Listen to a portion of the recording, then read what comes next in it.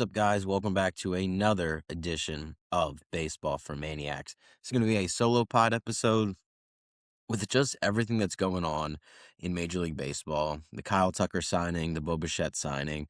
And we've covered all that on previous episodes. Last night was the final reaction to Kyle Tucker and Bo Bichette signing with their respective new teams. So now really the next topic that I kind of want to dive into, which is basically the biggest topic in baseball. Are the Dodgers ruining baseball? Now, I go back and forth on this, right? Because I'm a fan of the Philadelphia Phillies and we have a top four payroll. Now, if I was a fan of like the Marlins or the Reds, I would probably have more of a gripe, right? It's almost like if I'm complaining about the Dodgers, like, who am I? And I think that's a right opinion to have from a fan that's like on one of the lower market teams, right? Like, it's kind of being greedy. But like I said, I go back and forth on it because it's like, it's tough because the Dodgers spend so much money and then they just keep spending. And it's like right after they win. So it's like, it's infuriating because the rich get richer. But it's also like they're playing within the rules. So I'm going to be honest, I don't really have a real opinion because, like, right when Kyle Tucker signed, in my head, I'm like, okay, there needs to be a salary cap. But then when I kind of debriefed, I'm like, well, a salary cap would mean no baseball. So this episode, I really want to do is lay out both sides of the argument, why there should be a salary cap, why the Dodgers are ruining baseball. But I also want to put the other side of the argument of why the Dodgers aren't ruining baseball and they're doing everything right. So it's going to be more of an informative episode for you guys to let you guys make your decision. Because honestly, I don't know at this given point in time.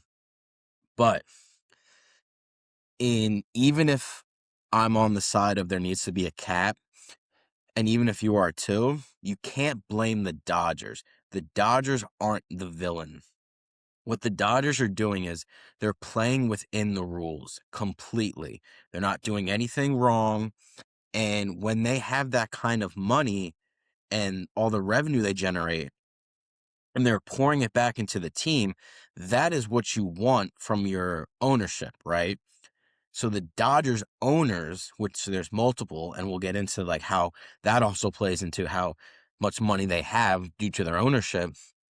That's in an ideal world, you would want every single owner. Obviously, not every single owner has the money the Dodgers do. We'll get into that as well. But the mindset that they have, the spending as much of a percentage of their revenue on the payroll, that's what you want to do. That's not real. That's realistic, but the dollars amount isn't.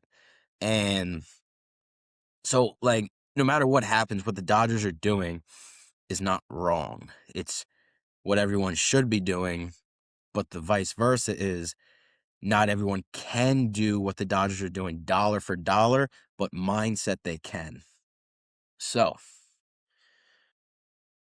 like I said, Dodgers aren't ruining baseball, but does the current system need to be adjusted? And before I get into the side of the argument of why the Dodgers are ruining baseball and there needs to be a cap, I just want to say the other owners are to blame much more than the Dodgers. Not the Phillies owner, not Steve Cohen, not the Yankees owner. It's the teams like the Pirates. It's the teams like the Marlins. It's the teams like the Cincinnati Reds that are ruining it for the other teams. Because you can say Miami's a low market team, small market team, so is Pittsburgh, right?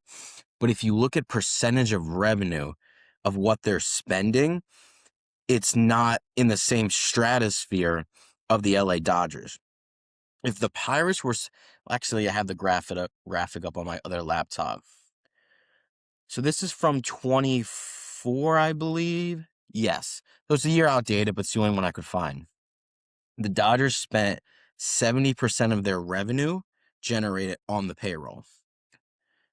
And our beloved Pittsburgh Pirates spent 34.5% of their revenue on their payroll.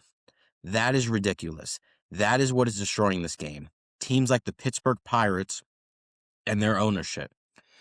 Now, if the Pirates were spending 73% of their revenue, that would make the point of needing a cap a little bit more, because obviously the Pirates, are not going to generate the same dollar for dollar. But if everyone had the mindset of spending their percentage of revenue into reinvesting it to the team, then that argument would be more valid. But when you have teams like that, when you have teams like the Marlins, the White Sox, the Guardians, to where they're just not spending, why are you blaming the Dodgers for that? So that's just a little point and tangent I want to get into before I do the other side, because if there's anyone truly to blame, it's those owners. Now, the Dodgers, their 2026 payroll, this is before they make any moves, so they make any more additions, with which is quite possible with how they're moving. But currently they have a $413 million payroll. Their tax penalties alone are $162 million. So you combine that, the Dodgers will be spending $575 million on their current baseball team going into this season. How do they have that much money, right? TV deal. And TV deals are massive in this discussion, because the Dodgers have TV money that no other franchise has. They signed a 25-year deal, I believe it was back in 2013, for $8.35 billion. I'm going to repeat that. $8.35 billion is going to the Dodgers over the next 25 years. So they make $335 million alone on their TV deal. Let me go back to that graphic.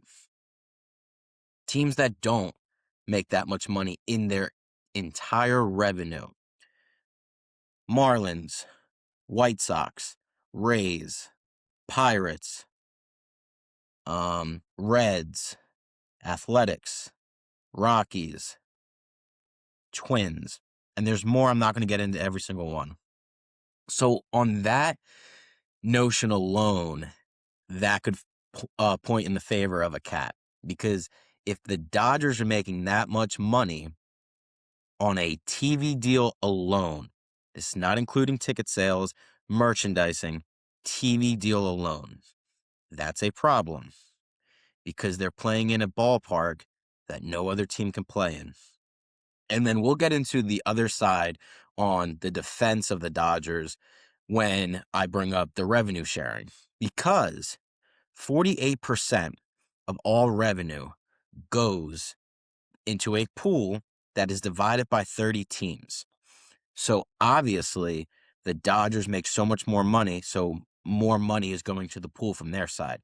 Teams like the Marlins, very little money is going into that pool because they don't make that revenue. Now, there's so many different factors of revenue and all that kind of stuff. But the Phillies, my beloved Philadelphia Phillies, they signed a 25-year deal as well. I think it was in 2014, for $2.5 billion, which is massive, right? But they're only making, I say this like not trying to sound like egotistical or like, what's the word, out of touch, because this money is just generational, like with like the economy and everything, all this kind of stuff. Talking about this compared to like the retrospective stuff of what's going on, I don't want to sound like an a-hole, because I understand.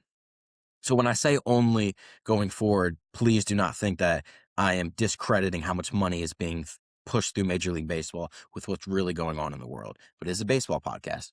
So the Phillies are making $100 million per year. Still phenomenal, but the Dodgers are making 3 times that in their TV deal compared to a team that has a top 4 payroll.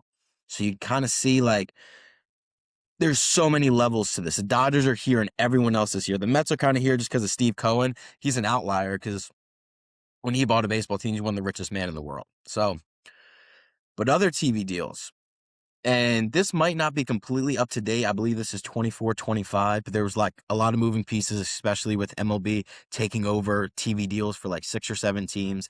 So I don't really know how accurate this is, but it still kind of paints the picture. Braves, $71 million they get a year. Reds, $60 million. Twins, $54 million. Marlins, $50 million.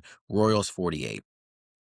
So it just kind of like paints the picture that the Dodgers are playing in a ballpark that no one else can compete with on the TV side. Now, I could say the revenue sharing, all that kind of stuff, but it's tough because it's still $334 million going in the Dodgers' pockets compared to the Phillies 100, Braves 71, Reds 60, right?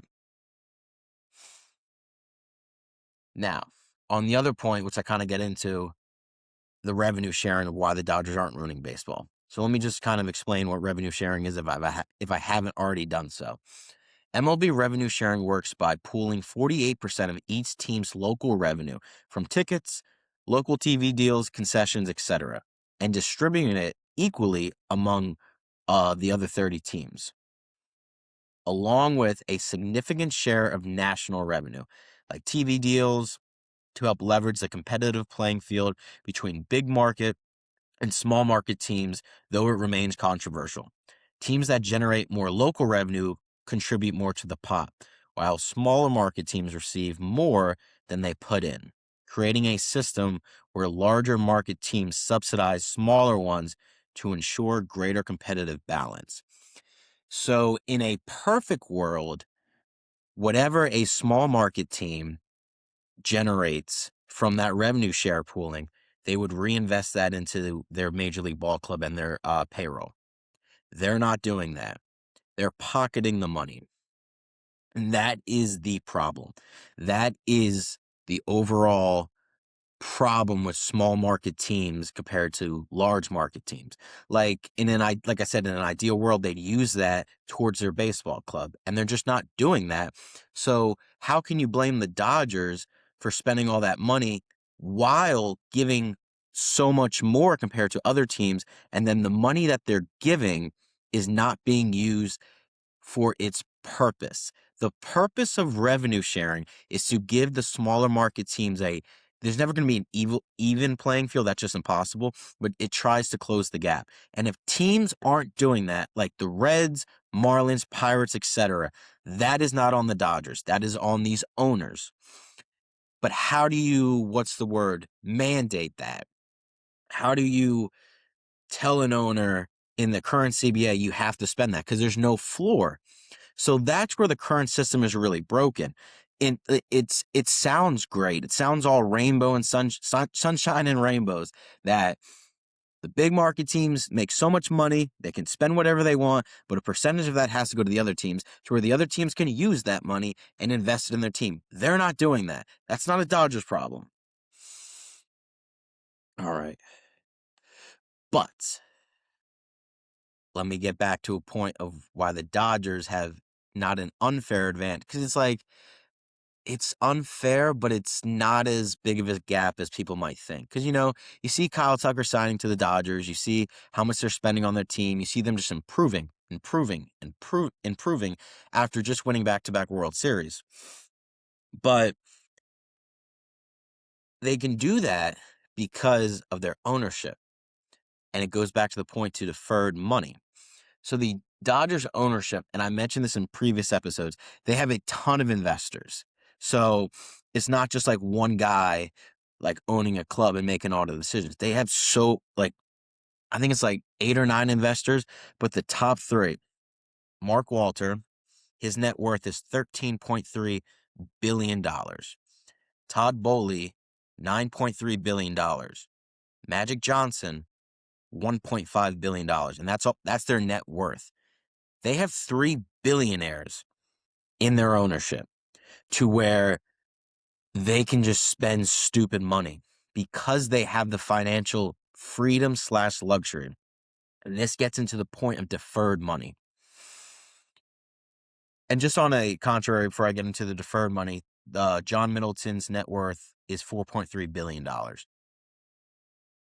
Like, I just mentioned all the 3 Dodgers owners, and that's only 3 of them. There's more. So it's like, that's a huge gap.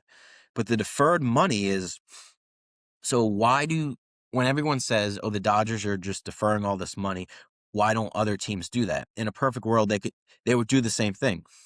They financially can't defer all that money, because when you defer so much money and you eventually go to sell your team, it is much less appealing to the new ownership group to come in and take all that money on, similar to bad contracts. The best time to sell is when you're an up and coming team, but you don't have a lot of financial commitments down the line, right? So, like the Nationals, for example, if they were to go in, sign Pete Alonso to a 7-year, $250 million deal, just like making up stuff.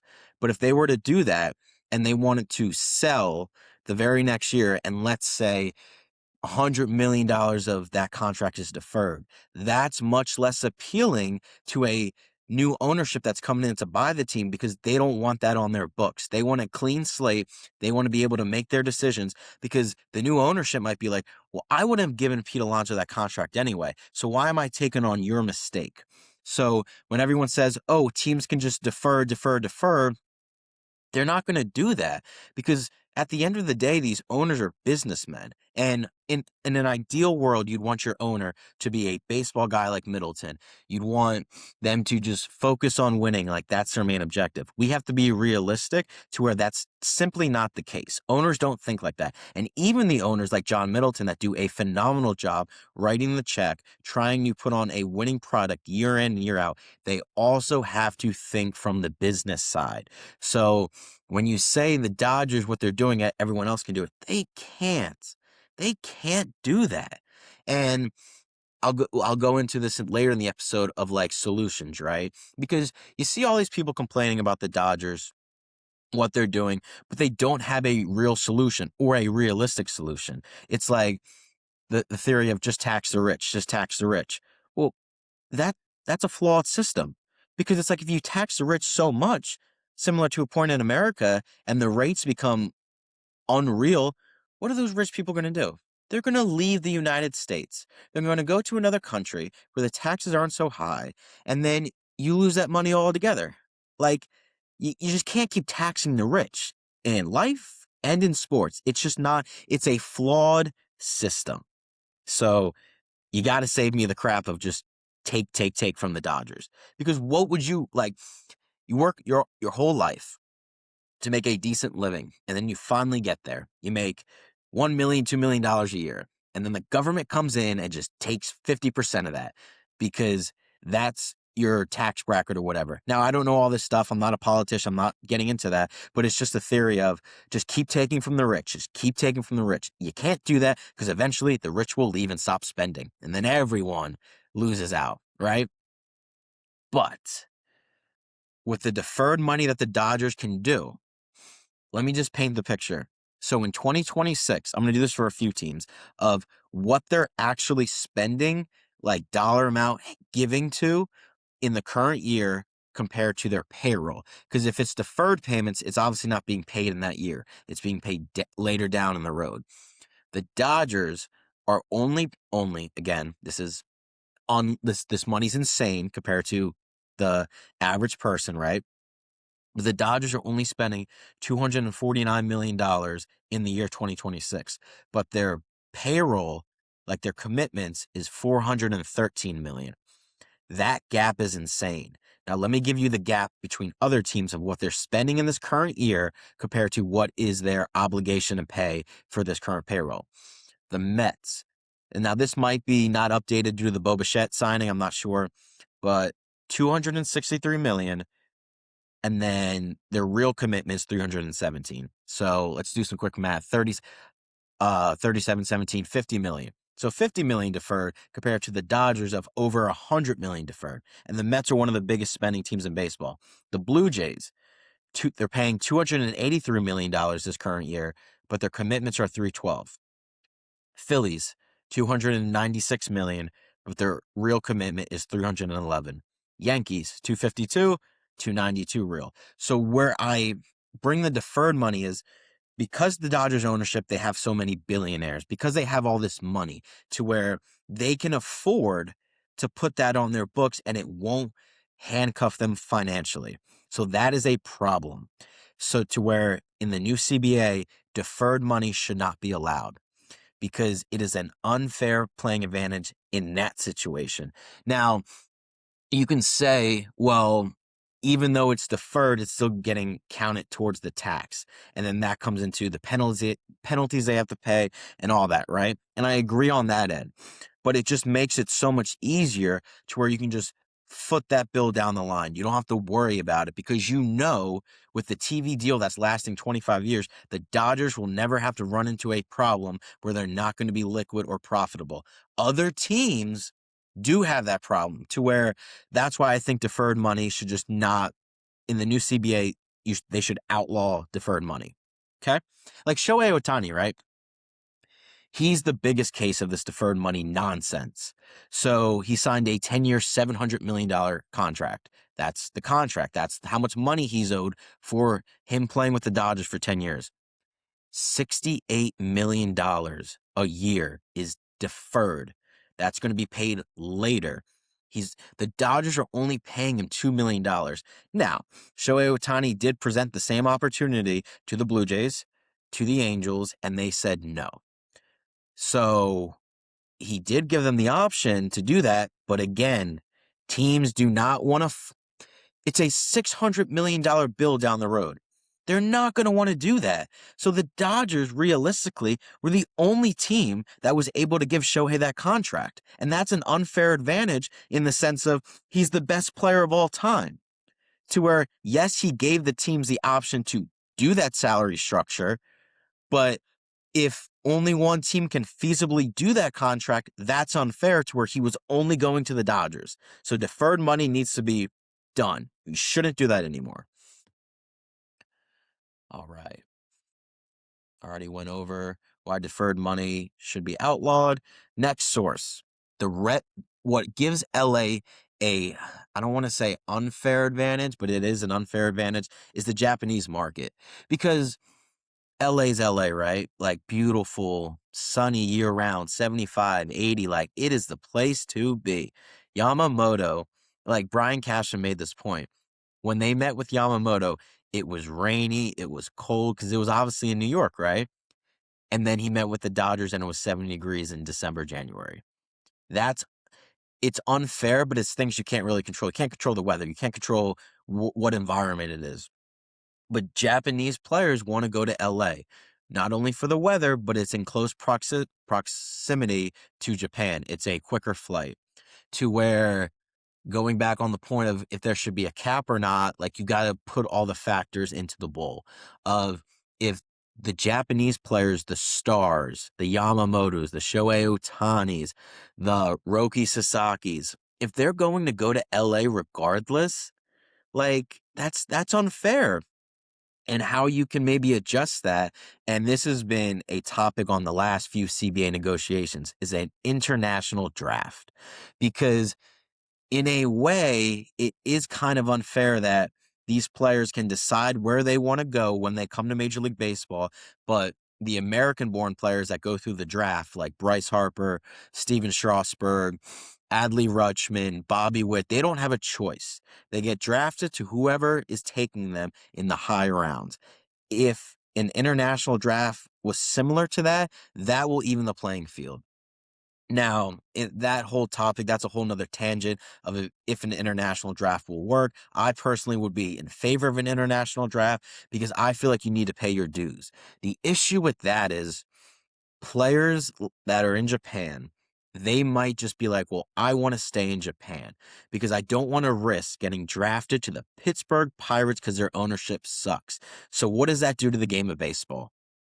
It devalues the talent because if you want the best players playing in Major League Baseball. You want your league to be number one, to where if you do an international draft and those players are just like, let's say Yamamoto got drafted to the Pirates and he was like, I don't want to do that. And he has every right to do that, but then he would just stay in Japan and then you lose out on a great player coming to Major League Baseball. So you're weighing the options. There's no perfect system to where if you impose an international draft, what that will help with the Major League teams is it will make it easier and help the competitive balance of these other teams have a real chance of getting the stars overseas. But what it also does, on the contrary, is you might not get those stars at all. So that's the give or take, right? And I'm laying out all this information, and I hope you guys come to the understanding that is there's no perfect system. It's you have to outweigh the positives or the negatives to where let's just do a cap, right? Let's just do a floor. Everything will be fixed. Everything will not be fixed. There is always a cause and effect for every decision you make. Cause positive, effect negative. Like you have to weigh all that stuff out. Now, the age old question, the entire reason we're here talking about Dodgers ruining baseball or not is what is the alternatives? What is the quote unquote solution to where there is no solution? Every decision you make will have a positive and a negative effect. Of course, you ideally want to make a decision that has more positives than negatives, right? Simple. If there is a salary cap implemented, what would that look like? So, in my perfect world, now I still don't know if I want a cap or not, because if we have a salary cap, that means there's no baseball in 2027, because the players have already said if they even try that, like they are willing to sit out the entire year and probably longer than that. We go back to the report when Rob Manfred met with the Philadelphia Phillies, and Bryce Harper went up to Rob Manfred and said, if you're going to talk salary, get the F out of our clubhouse. And that was a very controversial move that Bryce Harper did because, like, that's the commissioner. I get it. You feel strongly on that, but at some point, you do have to have respect for the office. And Bryce Harper clearly showed that he does not have respect for Rob Manfred. So, again, I'm just laying out what a cap would mean. So let's just say the cap is 350 million. What comes with a cap? A floor. Now, in my, I guess, estimation, let's just say the floor is $180 million. So the NFL and the NBA, they have a salary cap and a salary floor. Now, so the floor means you have to spend that no matter what. Like that is the minimum amount of money you can spend on your club in that season. And the way the NFL and NBA does it, now there's so much differences with the NFL because not all contracts are guaranteed, all that stuff. There's so many moving parts to where you can't really compare the three sports, but you can kind of get an understanding of what they do. So what the NFL and NBA does is they have a cap to where that is the most amount of money you can spend. And how they come up with the percentages for the floor is 90% of the cap. So they have to spend 90% of whatever the said cap is in their floor. And that's the minimum. You can always go over it, but then you can't exceed the cap. So that's the kind of moving parts. I just simply don't think that would work in the MLB, a 90%. Because owners, they're not going to agree to that because if see, I got the numbers. So, like, let's say if the Major League Baseball adopted that philosophy, the 90% floor is you have to spend 90% of the cap. If the cap is $260 million, the floor would have to be 234. So then you're taking the Dodgers who their payroll is 413 million. You're almost dropping that by $200 million.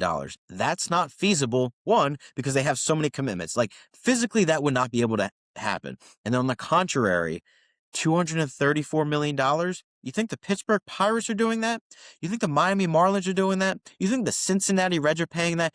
They are not going to agree to that at all. In the ideal world, what I think these owners want, these terrible owners that only care about pocketing the money, they want a cap and a floor, but they want a cap that's super high, but the floor to be super low. So they don't have to spend the money. They want to spend as little money as possible.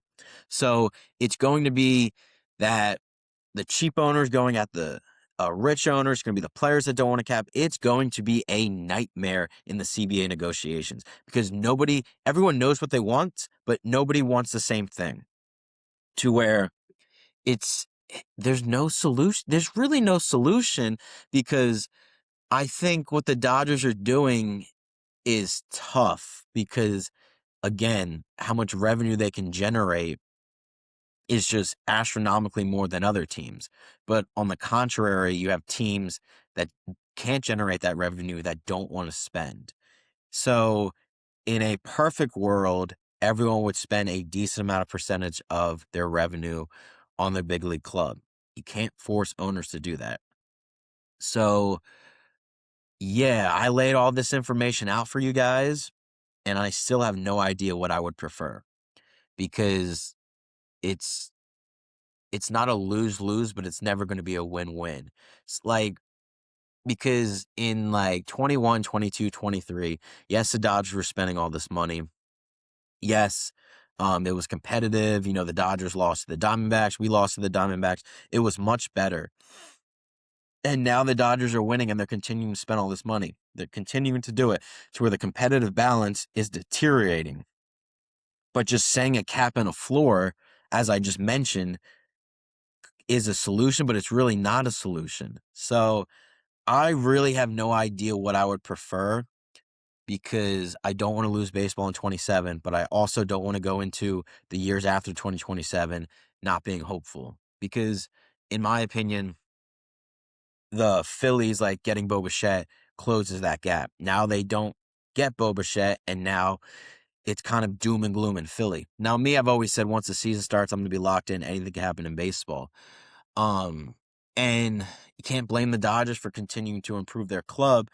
But in an ideal world, you wouldn't want them making these moves. Like, I get into with Dodgers fans all the time because I made a post of like, are you enjoying baseball? Are you like really happy with what's going on?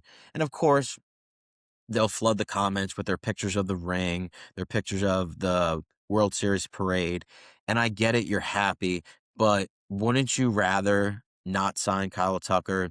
Wouldn't you rather not go get a Blake Snell to where the series are competitive? Like the NLCS with the Brewers, is that really fun? Like, I get it, you're winning, of course. In the moment, it's fun. But wouldn't you rather, like, a series like the World Series, Blue Jays, Dodgers, like going 7 games? Yes, you won it. And that meant much more than if you would have steamrolled them. But it's like, how do you really stop that? How do you tell the Dodgers ownership to not go improve their ball club if they have the money to do so? And if they have unlimited funds to where signing Kyle Tucker to that deal does not affect them at all financially because they have all the revenue. They have the Japanese market. They have all the sponsorships. They have this, that, and the third. So you guys let me know what you think. I've heard a lot of different like opinions and stuff. Now I could have come on in here and try to get as much views as possible by saying the Dodgers are ruining baseball. There needs to be a change. And in the moment of the Kyle Tucker signing, I felt that, right? But then I'm like, it is my duty as a baseball podcaster to do a deep dive and really understand what's going on. That's when I always knew about revenue sharing, but I didn't really know the intricate details, all that kind of stuff. And then when I gathered all this information, the conclusion I came into was I don't have a conclusion. I don't really know what I would prefer because there's so many moving parts. It's not you do this, everything gets fixed. It's not, man, because it's just so much. And I just when they go into the CBA negotiations, the players are not going to want a salary cap because if you cut the spending, that only hurts the players because everyone says market value, right? Everyone says the Mets overpaid for Bo Bichette. The Dodgers overpaid for Kyle Tucker. But here's the thing. It doesn't matter. You are what the market deems you are. And if you cap that to where you have a situation to where a team has already spent what they can, they're not gonna and you're a free agent, what are you gonna do? You're not gonna get signed? You're taking all these teams out of the equation that can bid for you, and then you have to sign somewhere because you have to make a living, and then you're screwed. Like, if there's a cap, the Kyle Tucker signings aren't happening, the Juan Soto signings aren't happening, um, and it just affects the players. So they're gonna do everything in their power to prevent a cap. And then the owners, it's like the owners are not together on this. They have well, not that they have no idea. It's just a mix of difference in opinions. The small market teams don't want to pay money, and the big market teams don't want to have a cap on what they can spend. Because here's the thing: if you win, you make money. The owners that are like the Pirates owner, the Marlins owner, they don't want to do that. They want to just front as little money as possible. They make a profit and they go on their day. They don't have the vision or they don't have the care to say, hey, maybe if I spend a little bit now and then I actually have a winning ball club, the stadium will fill up. The stadium will fill up for playoff games, and then you generate more revenue. But what comes with that? More work, more time, and these rich don't want to curse. These rich people don't want to do that. They just want to pocket the money, and that is the major problem. So let me know what you guys think. Should there be a cap? Are the Dodgers ruining baseball? Because I have no freaking idea. But that'll do it for this episode of Baseball for Maniacs. I'll come with another episode maybe later tonight or maybe tomorrow. But let me know your guys' thoughts. Thanks, and have a good one.